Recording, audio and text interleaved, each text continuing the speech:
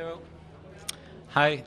Today we have with us Sigrid Kaag, Special Coordinator of the OPCW-UN Joint Mission in Syria. She'll make a few remarks and then take a few questions.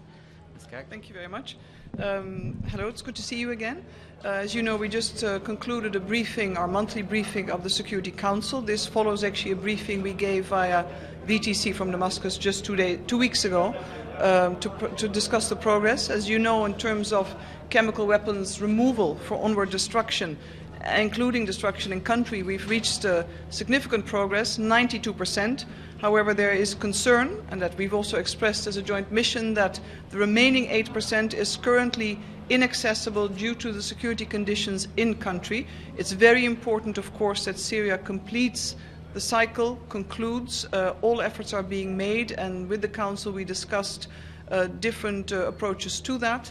We've also reviewed progress in the discussion on the destruction of the production facilities and ongoing discussions in Damascus with our counterparts on possible discrepancies and some amendments that are to be made to the declaration. That is based on Syria's own declaration, verification by the joint mission, and ongoing work. This is happening in the usual constructive spirit. But of course, significant milestones have been met, but we do need that final push to achieve 100% and to complete the work as foreseen in the entire chemical weapons elimination program. Thank you. Can you describe what's going to happen with the chlorine attacks? Indeed, that was also a question, of course, many council members asked. As you know, under the convention, the OPCW Director General Ahmed Uzumcu has established a fact-finding mission that is now in Damascus, and the Secretary General has, of course, offered the full support as has been requested by the Director General. But the support currently from the UN, the engagement by the UN, is logistical and security assistance. The mission itself is led entirely and managed by OPCW to date. Sir, yes. Thank you. What do you need security-wise in order to be able to get rid of the remainder of the chemical weapons or materials in Syria? Well, we need access. The authorities, rather, need unfettered access to the site. 2 other sites that are in the vicinity of this location, which is not far out of Damascus, have been overtaken by armed opposition groups.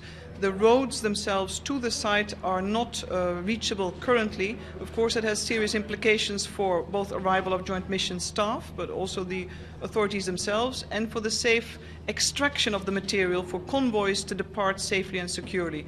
We're now looking at ways to get to the site regardless, to start the preparatory work, so if and when the situation improves or changes and the authorities can conduct the last convoy, we're only talking about 16 containers, 5 priority 1, 11 priority 2 chemical weapons material, then that operation can be concluded very quickly. It's a matter of less than a working week in its totality, and that allows the authorities to stay as close to the 30th of June deadline as possible, because the ships are waiting. Our Norwegian and Danish friends, they're waiting. They want to take the last batch of the chemical materials, and the US ship, of course, is very eager to start destruction because the clock is ticking. How big is the risk that the opposition can put their hands on those materials? How big is the risk that the opposition can put their hand on those materials? It's very difficult to comment on that. I don't have independent military relevant information. Okay, we're going to go to you, please. Yes, some countries raised concerns about discrepancies, ambiguities about the original declaration inside. I mean, is this something that going forward, as you move past the June 30th deadline and once everything is completed, you are expecting to continue looking into verifying the completeness of the original declaration? It's a very relevant question. I mentioned just now, you may recall the mission that's been sent, technical mission from The Hague. It falls under the aegis of the joint mission, that is for sure, because the declaration has been the basis of the chemical weapons elimination program. If there are discrepancies, some of them are of a very technical nature, there are some other questions that are being asked that is currently being discussed that falls under the joint mission. And a number of council members have indicated they do not consider the work of the joint mission done, of course, only by removal. Removal of the chemical weapons material is only one component part. That's why I mentioned production facilities, A lot of the 100% benchmarks have been reached on munition, filling capacities, other production facilities, storage sites have been closed. Significant progress across the board in the program has been realized. But so these are the 3 areas of ongoing work, and we need to make sure that this is closed as well. So just to follow up on Lou's question, when you reach 100%, is your mission over, or does your mission continue? That's a question for the Security Council to answer. A number of member states have indicated in the Council that they consider the overall elimination, the entire program, needs to be concluded before the mission is over. What we have said, we are working on a reconfiguration of the mission because we have staff, we have a presence that can be adjusted in line with what needs to be done. The principle of form follows function will be applied here, and I've made a number of proposals to that effect. There have been some reports that chemical weapons were transferred into Lebanon. I mean, there have been some reports unconfirmed to that effect. Is that something that has come to your attention or to the OCPW's attention as something to check? I have no information on this. On the chlorine, how important is the time factor? I understand that chlorine dissipates. It's very difficult to investigate after it's gone. I'm not in a position to comment. I think you have to ask that question to the OPCW experts and members of the fact-finding mission. Okay, Matthew, and then we finish with you, please. Sure. I wanted to ask about this site too. One, do you know which armed groups are in control there? And also, I've been meaning to ask you this for a while. The company selected for destruction, this Veolia, some have raised that it's a company that does business in the occupied Palestinian territories, which some, like Helsinki, is thinking of boycotting them. There's various campaigns about the company. And I just wondered, in making the selection, was this considered at all? Do you think that it's an appropriate selection? I'm not going to comment because I was not part of the selection process. OPCW conducted a tendering process, and you have to ask them the question on the last matter.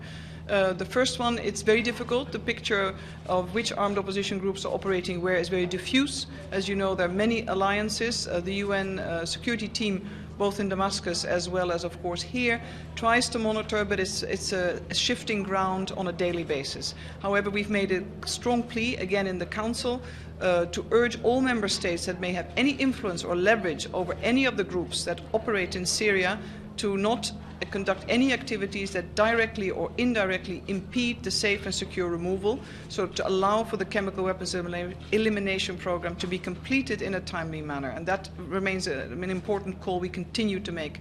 Member states have a responsibility. Last question.